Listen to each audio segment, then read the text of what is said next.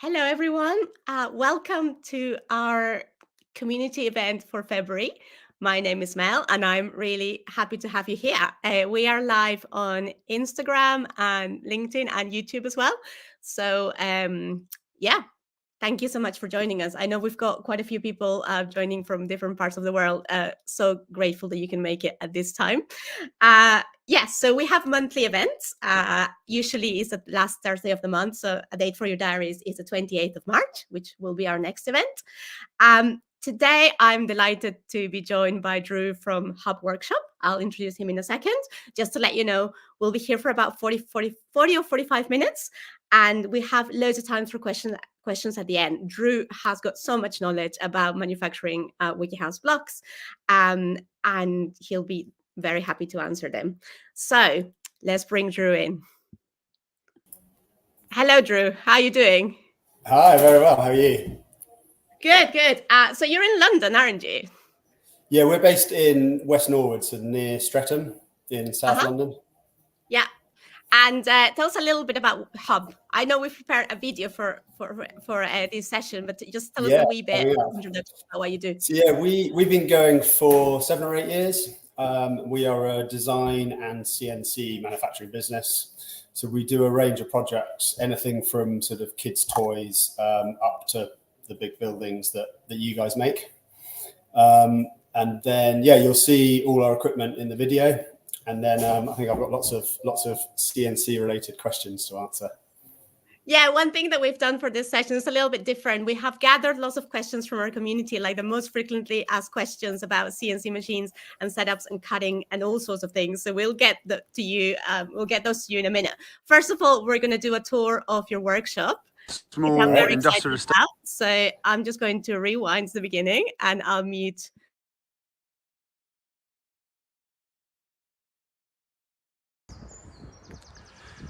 This is Hub Workshop. We are based on a small industrial estate in West Norwood, South London.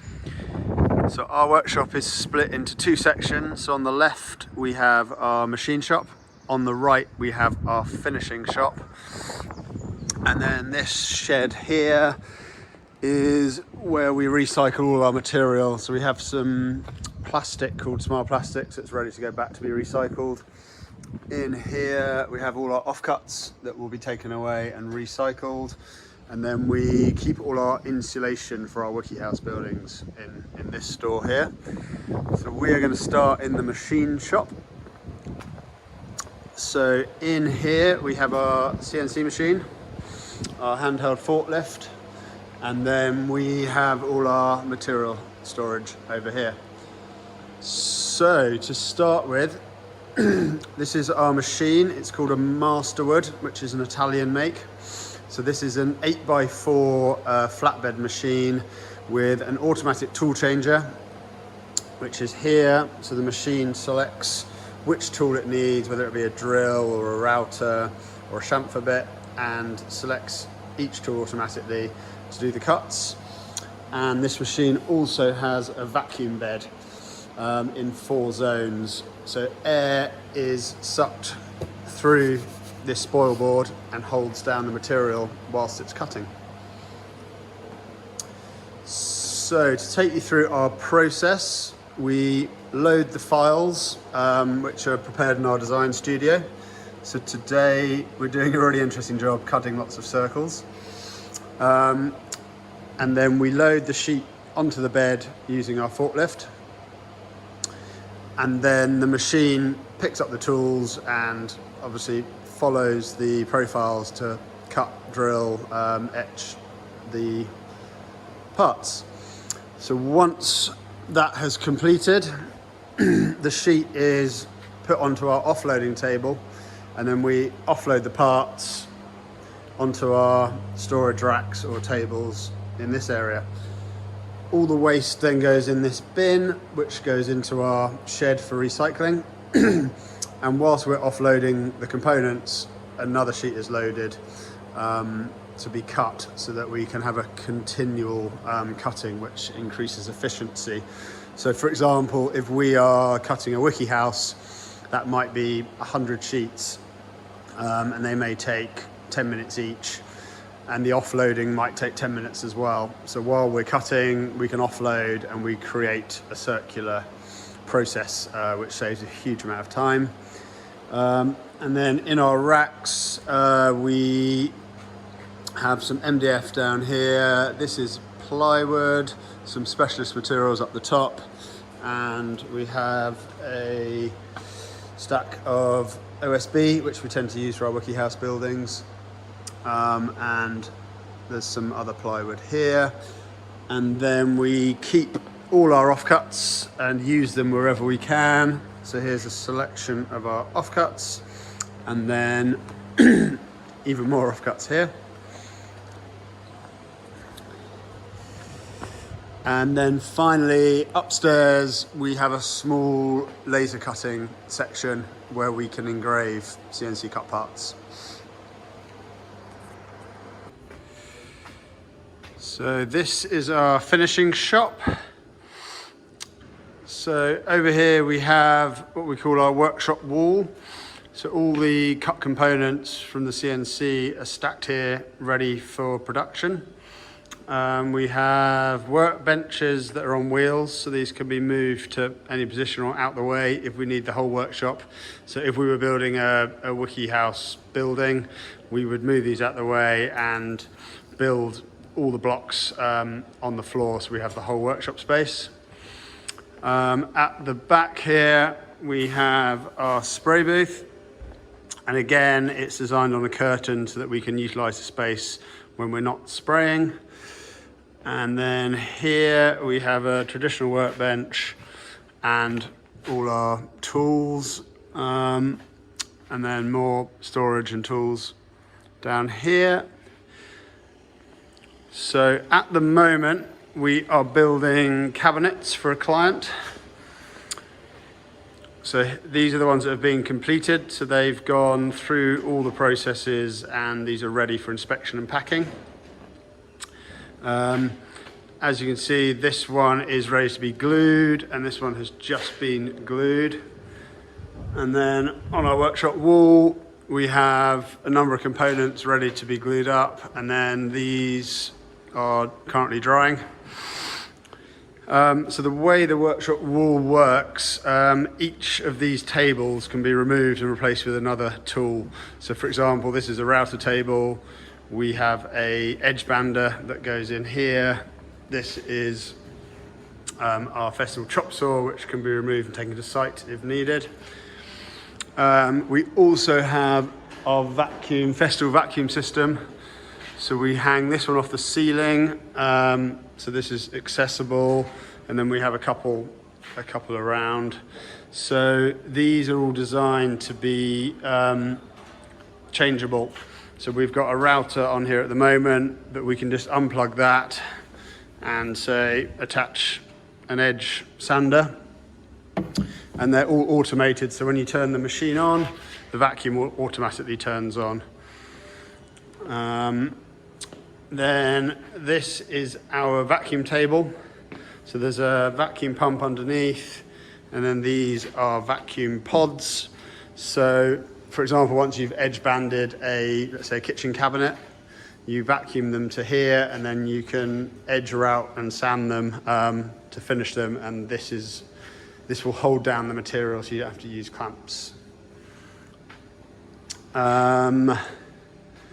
So the spray booth, this is where we prime and lacquer cut parts. And then these are parts that have just been lacquered and they are in the drying rack. And we also have compressed air up here. So if, for example, we're building WikiHouse blocks, we will get our nail gun and connect it to the air, and then we can assemble the blocks using a nail gun. And finally, we have our wood burner, which heats our workshop, and we burn all our offcuts that aren't recycled to warm our workshop. Right, now we will head up to our design studio. So this is our design studio. So we have a little kitchen area here. Our printer is over there. So Jamie, who sort of leads our operations, sits here. He does all the estimating, client communication, material ordering, production scheduling, and CAM prep. And then this is Sam's workstation. He's head of design, which is why he has more monitors than anyone else. So he does all the CAD design, mainly using Rhino, but we also use SolidWorks, and all the production drawings. This is my desk here. And then we have Tom, who is also a designer, design support, sits here. Here we've got a small library of how to make buildings with wood. And we have samples and all these cabinets. And we have a little breakout area.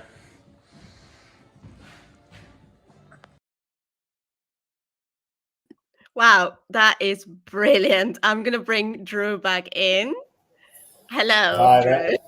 That was amazing. Thank you so much. It looks so good and so tidy as well. I was just about to say it's never ever been this tidy. We had a big tidy up to take the video, so we'll see how long it lasts. I'm just going to leave it there at the CNC machine. Yes, thank you so much for recording this and just giving us a sense of the space and all your setup. I'm going to bring Gabri in because one thing we've done is we've been just going through our community forum and just looking at all the kind of most commonly asked questions that we have. Sure. So Gabri has got a note of those.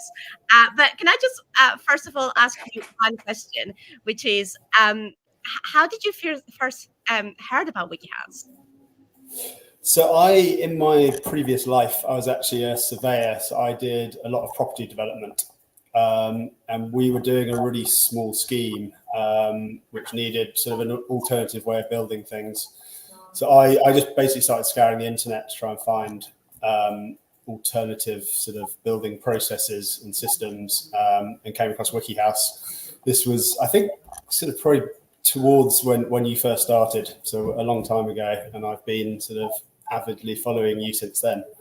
Yeah, and you are now an official WikiHouse manufacturer listed Yes. on our website. Yes, so we're growing. As many of you will know, we're growing our list of providers and manufacturers. So this is a really good example of how to do this very well. I'm going to hand over to you.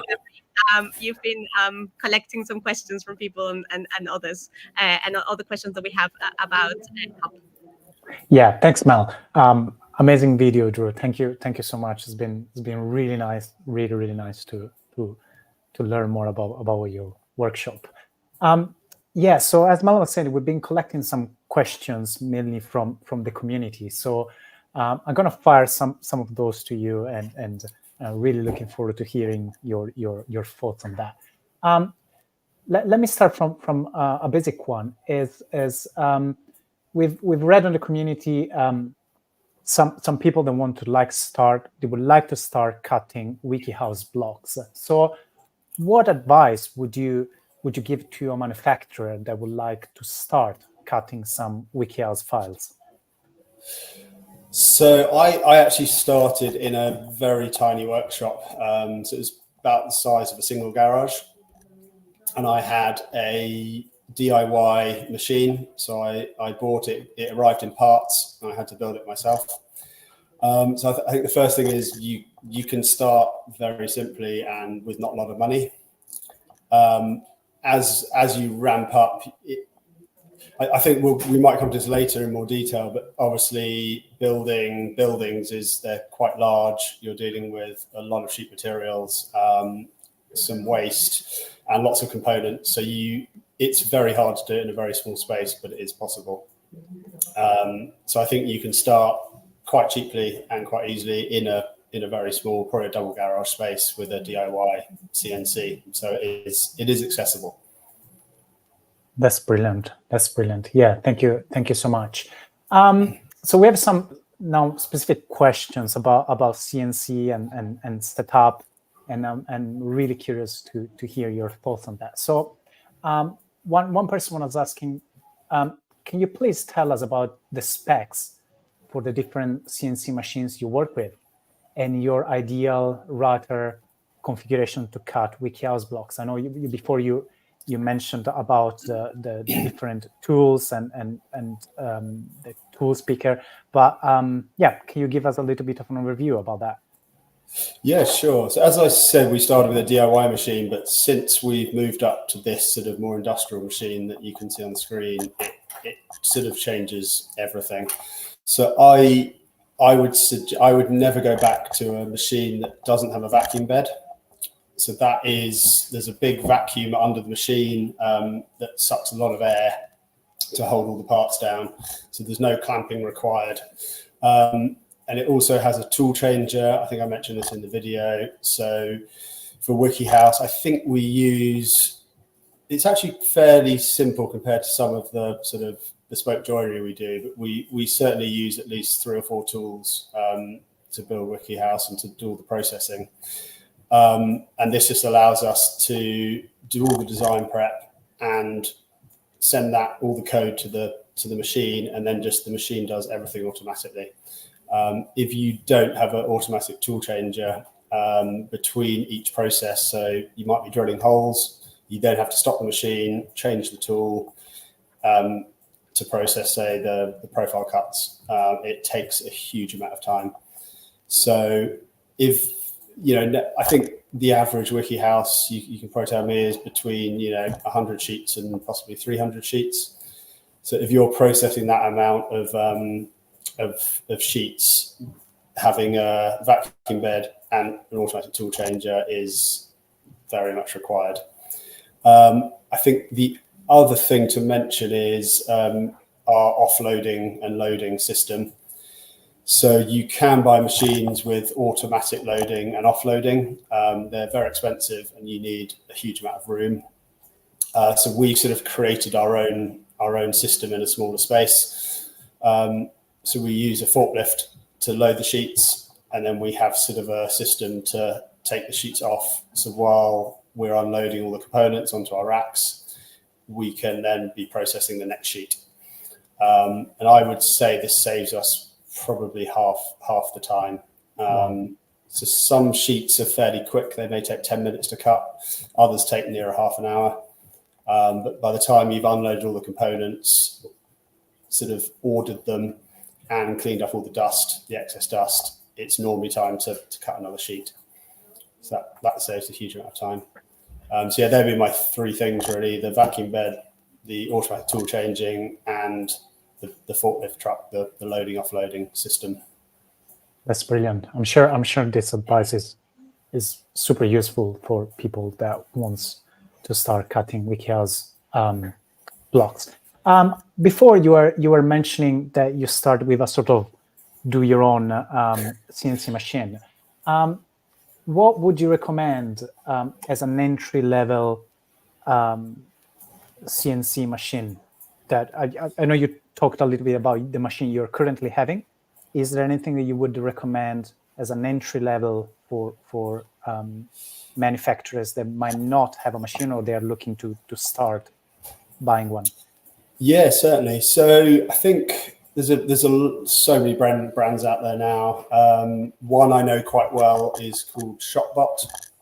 So they are obviously, I think to start you need an 8x4 machine because all the files come in 8x4 sheets. ShopBot is a very good sort of starter machine. I think I nearly bought one and actually opted for a very similar one, but they come in kits and they have a huge amount of support. So they're a great place to start, and you can actually make your own vacuum bed. So there's files you can download to make your own vacuum bed on your ShopBot machine, which I did. So that's a great place to start. But everything I just said, if you can, I would sort of spend a bit more money because you'll make it back to try and get an ATC machine with a vacuum bed. Again, loads of makes out there. One that I can probably recommend is called MaxiCam. Again, I nearly bought a MaxiCam machine, and then I actually managed to buy this one, from out of administration. So I got a very good deal on this machine. I think that there's so many makes sort of, I know Maxicam, Mantech are sort of the more on the cheaper side, and then you can go up to sort of the BSE machines, which are, you can spend over £100,000 if you want to. That's brilliant. Yeah, no, thanks for that. I'm curious also about the material itself that you cut. So you show that you're working with different materials from OSB to plywood to MDF. Can you tell us a little bit about some of the differences in the process of cutting different materials? Is there anything that people should be aware of? What would be your advice or recommendation on that? Sure. So I think at the start of the video, we do a very wide variety of things. So if people want to check us out, it's hubworkshop.com. And if you go to the projects page, it will just give you an idea of sort of some of the projects we do. So we do sort of some bespoke furniture, which will use very high grade materials, and then down to sort of OSB to build the chassis system for your buildings. To be honest, the handling is, you just have to be a little bit more careful not to sort of damage the more expensive materials. But the only other difference really is the types of cutters you use and the feeds and speeds. So that's how fast the cutter moves through the material, how fast the spindle rotates. So for every single material, there'll be a slightly different feeds and speeds depending on what tool you're using. So we tend to use compression cutters for most of our cutting.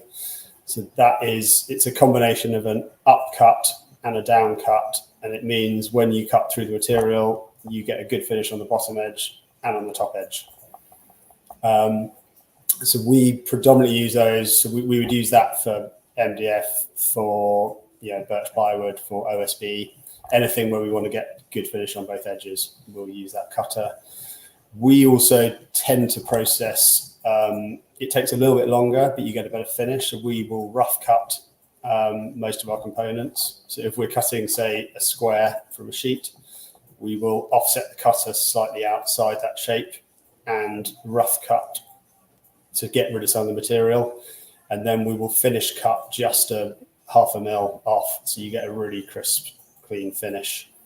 So that's the way we process most of our materials. And then we just have a big database with all our tools. So from drills to engraving bits to bullnose cutters to compression cutters, and each of those tools has a selected feeds and speeds for each material. So it takes quite a while to set up and get it right, and we've broken many cutters on the journey, but I think we've got it about right now. That's amazing, fantastic.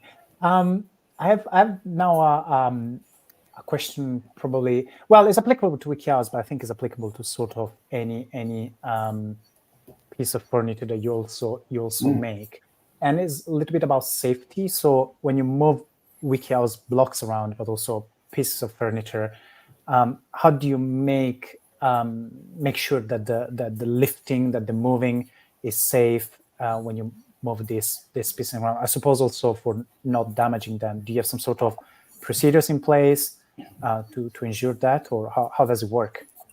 Yeah, great question.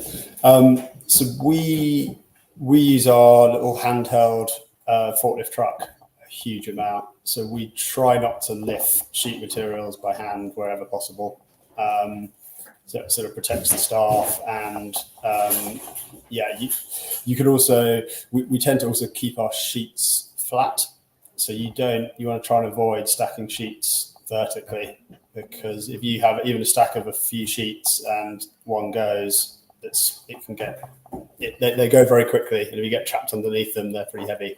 So I think you saw in our video our racks. So we store all our materials horizontally on racks, and we use our forklift to lift almost every sheet material, even loading onto the machine. Instead of picking it up with a machine, we'll lift our forklift and get that to do the heavy lifting.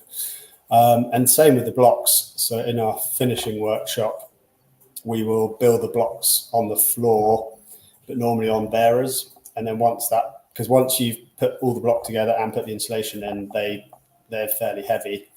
Then we'll use the forklift to then move that and stack it for storage until it's delivered to the customer. And this also because our workshop is fairly small, but we use it very efficiently. So we can stack 2 meters high worth of blocks to save space while we're building a whole house. Yeah, no, that makes sense. That makes sense.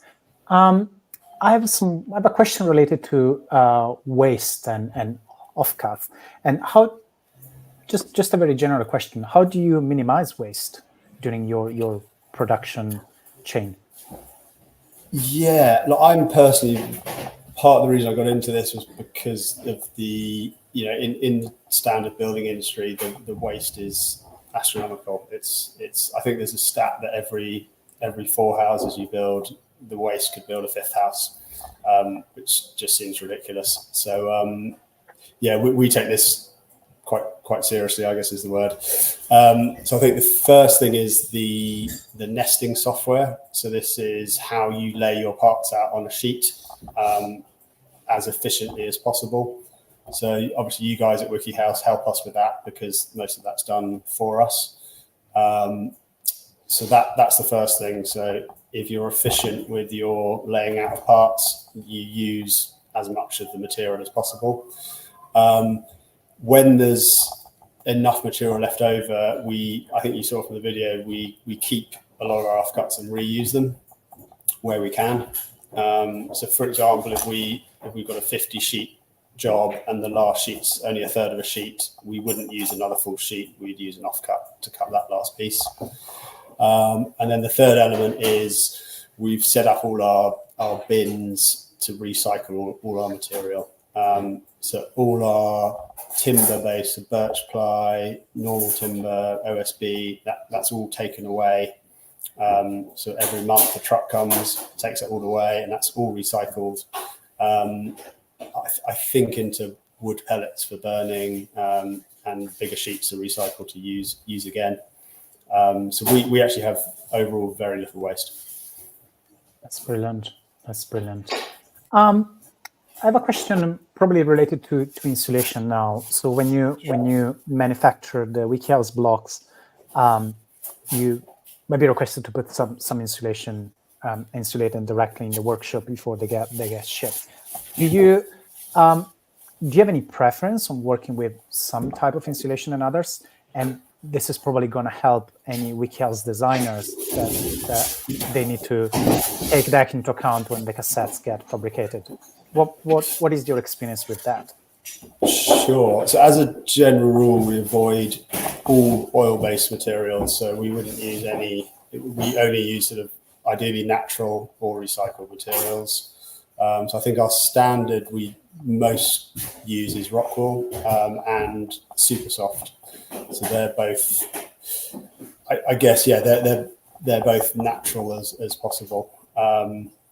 And then what we're trying to get towards is they come in sort of semi-soft sheets. So you have to sometimes cut them to size. So there's sometimes a little bit of waste, but we try and minimize that. What we're trying to move towards is blow-in insulation. So you get recycled cellulose blow-in insulation. You build all the blocks and then you basically pump that in using a big industrial fan. And the waste is very minimal because it fills every single gap. And any overspill you can sweep up and use again. So we're planning to do that, but we haven't quite got there yet. Yeah, no, that's interesting. That's interesting. So now probably moving a little bit away from CNC Specs specifically, and we do have a lot of questions about CNCs, but we received interesting questions about mallets. So especially probably with WikiHouse, but assuming that with furniture making, you need mallets to fit pieces together. And do you have any recommendations for mallets, or what are you looking at when you buy one? Talk us through that if you can a little bit. Yeah, certainly. I've actually done, sadly, quite a lot of research on mallets. So we tend to only use ball bearing mallets. So when you normally use a standard mallet, there's a lot of recoil. So when you hit the wood, it bounces back off. That's not particularly great for your joints and everything else. So you can buy mallets with ball bearings in them, and it's once as it impacts, it's a dead thud. So there's no recoil. Because a lot of our guys, we have dedicated workshop guys. Often we're up here using computers and doing it, doing everything else. So we're very keen to sort of protect our hands and limbs. So yeah, we don't use anything else. I'd recommend ball bearing mallets. I don't have a particular brand I use, but I think they're all very good. Fantastic. Yeah, no, thanks for that. Yeah, I think one last question, and probably we can collect some mail if there have been any live. But I'm curious, Drew, about, do you have any favorite project or something that you are particularly, I don't know, excited about? Or yeah, I do. So we recently built sort of a tiny house type project, but the client hasn't launched it yet, so I'm not allowed to talk about it. But which is not particularly helpful for this. But I think one of the projects we did with you guys was making the exhibition structure for your Skylark launch event in central London. And that was really, because I think you guys have been working very hard to produce the new system. So it was very nice to be involved, because we worked with you for many years now. So it's really nice to be involved in that launch event and see our building there and get invited. So I think that was definitely a highlight. Oh, that's very nice. Thanks for that. Yeah, no, it's been great. Mel, do we have any questions? Yes, we do. Yes, we do. Yes. So we have a question from Andreas on LinkedIn. So I'm just going to put it here. Maybe you can see it in the screen. Could you tell us a little more about the feed rate of your CNC machine? You said that you could cut a sheet in 10 minutes time, which is about 6 times faster than their person.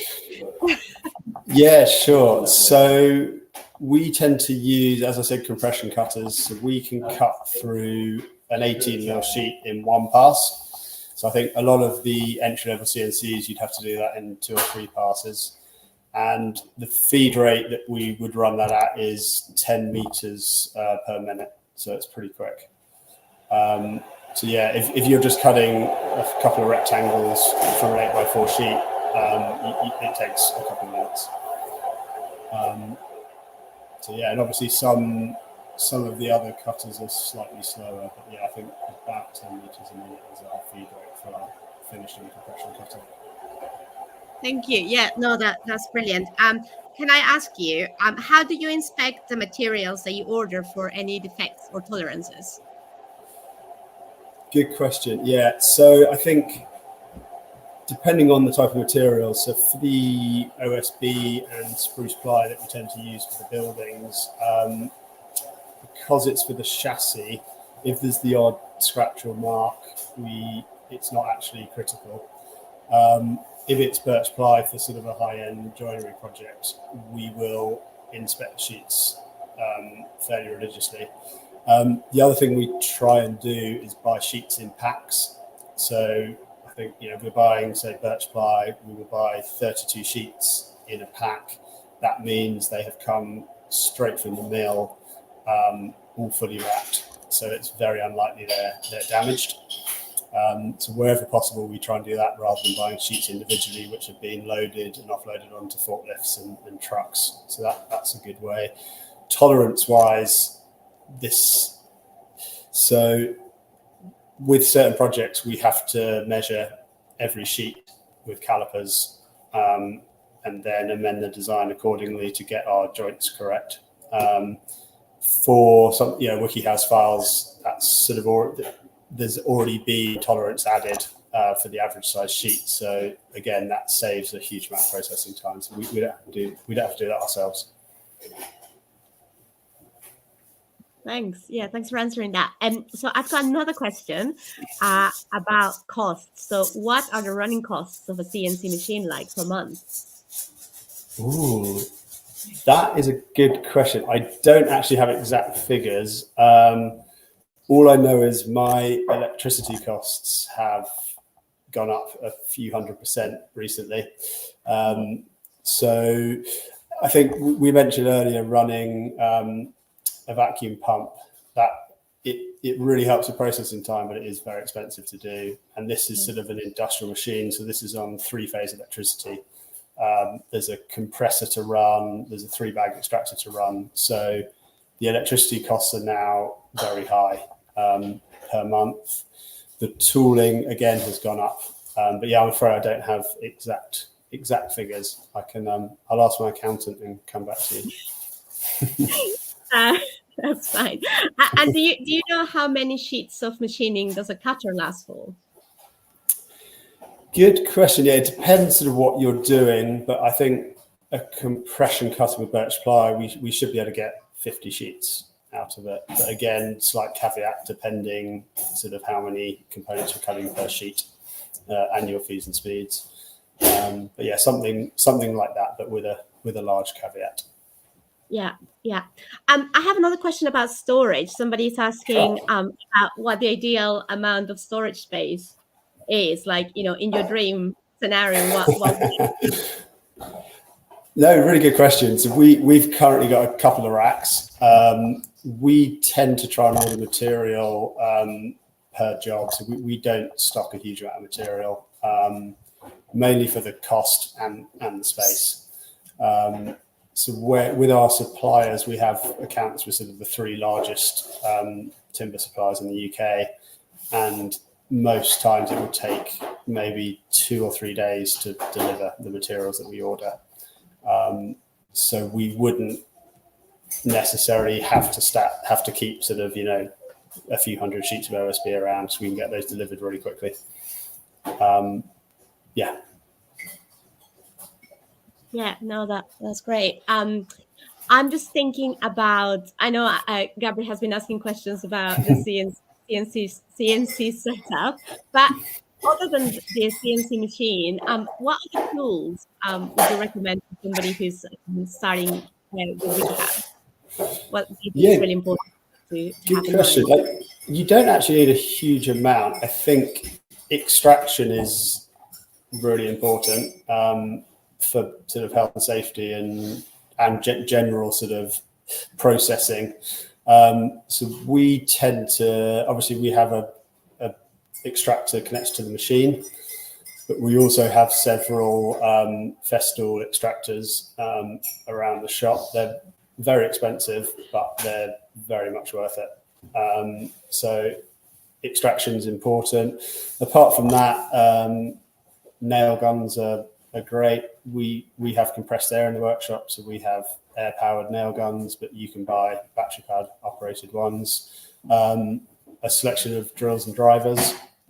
And I get the last thing would be a router table. So some of the bow tie connections, we have to do what's called tabbing them. So because they're so small, the vacuum won't hold them down on the machine. So we have to leave what's called little tabs, so that after they're cut, they don't fly all over the place. So then we have to tidy those up on using a copy router. So yeah, apart from that, I think that's pretty much all you need. And how long does the detabbing take? It's not particularly quick. I think the last building we cut, there was something like 2,000 bow ties, and they take a few seconds each, but it does add up. Yeah, absolutely. So you mentioned about your recycling. You showed us in the video where all your objects go. Do you know what happens to them? I think you mentioned that. Yeah, I'm not completely sure. I think some of the larger pieces are sent to sort of charities, and they try and make. I think they train carpenters, so they use them for training and to make sort of bits of furniture, and then the rest are ground down and I think make wood pellets. Some of the other materials, I think in the video there was material called Smile Plastics. So that is quite a bespoke material, a custom material, but all the offcuts we actually send back to them, and they melt down and then make sheets from the melted down plastic again. So yeah. So what have you been using that plastic for? So we use it for a lot of furniture projects, so tabletops, kitchen countertops, and we've used it on a cladding project to clad a building. Right. So it's quite interesting yes. product. Yeah. So some examples of your work, I think they're in the project section of your website, right? There's some gardening studios and other work that you do as well as WikiHouse. We've got a question about cutting plywood versus OSB. Do you have a preference? How does it differ from one from the other? I prefer OSB in the sense it's about a third of the price. So there is that. They both OSB. They're both similar weight, I think, birch ply and OSB. Birch ply is a much more premium material, so it cuts, the finish is nicer. But saying that, if you get the feeds and speeds right and you're using the right cutters, you can get a very good finish from OSB as well. So yeah, apart from the slight difference in feeds and speeds, there's not a huge amount of difference, to be honest. Just the edge finish will be much better with birch ply than it will with OSB. Okay, so we have one more question. Do you have any specific vacuum recommendations? So apart from the Festool vacuums, I would recommend. And then in terms of the machine, I don't know too much about it. We have what's called a Becker vacuum pump, which I think is quite a well-known brand. But often when you buy the machine, that came with the machine when I bought it, so I couldn't select that. But in terms of around the workshop, I would highly recommend Festool. Yeah, thank you. I have one question. We're coming to the end. We've been here for almost 45 minutes, believe it or not. What is your favorite part of your job, Drew? So I'm sort of from a property and engineering background. So I actually quite like the design process. So we do a lot of in-house design. So I quite like the process of working out how to construct something, how things go together. And then it's quite satisfying because you build it in a 3D model up in the design studio. You lay it flat on laying out for the sheets. You CNC cut it all, and then in the workshop, if you've got it all right, it just slots together perfectly. So I quite like that process of the satisfaction you get to build something so accurately. Yeah, I think a lot of us are quite jealous of your job. Actually. It's we work to tolerances of 0.2 or 0.1 of a millimeter, so it gets a little bit ridiculous. But if you get everything right, it's great. Yeah. Well, I mean, it's brilliant to see it. It's just so good to get to hear from you answering all these questions. Thank you so much for your time. How do people find you? So the best place is on our website, so hubworkshop.com. We are also on Instagram, so you can find us at hubworkshop on Instagram. Yeah, brilliant. And Drew and the people at Hub are listed as one of our WikiHouse providers on the website as well. Yeah. So if you go to wikihouse.cc/providers, you can find them there. For anybody who's interested in becoming a WikiHouse manufacturer, watch this video, rewatch anybody from the community as well. Hopefully we've answered your questions. The community can be found at community.wikihouse.cc, and it's a great place to ask any questions and find out about more events and other things that we do. Thank you so much, Drew. Thank you so much, Gabriel, for your time. Thank you very much, Drew. We'll be back with you at the end of March with our next event. So we'll see you then. Thank you so much. Bye. Thank you. Bye-bye.